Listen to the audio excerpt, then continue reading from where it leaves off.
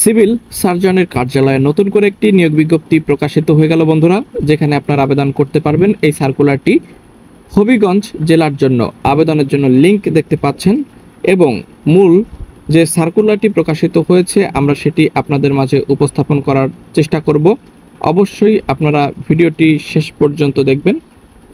এবং এখানে যে সার্কুলারটি আছে, তো এখানে আবেদন শেষ তারিখ কবে?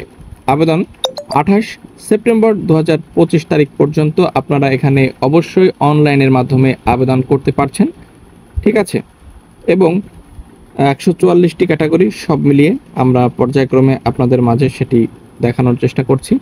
এখানে মূল যে সার্কুলারটি আপনারা দেখতে পাচ্ছেন, এই যে হচ্ছে সেই মূল সার্কুলারটি।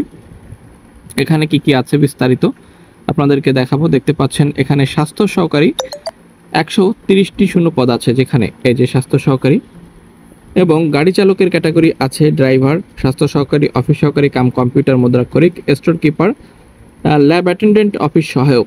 দেখতে পাচ্ছেন এখানে শিক্ষাগত যোগ্যতা শুধুমাত্র হবিগঞ্জ জেলার প্রার্থীরা আবেদন করতে পারবেন।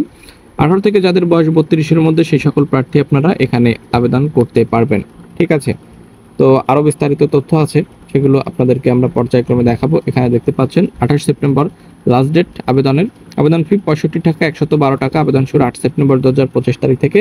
আবেদনের জন্য লিঙ্ক দেখতে পাচ্ছেন, এই যে লিঙ্কটি রয়েছে, লিঙ্কের সাহায্যে অবশ্যই আপনাকে আবেদন করতে হবে।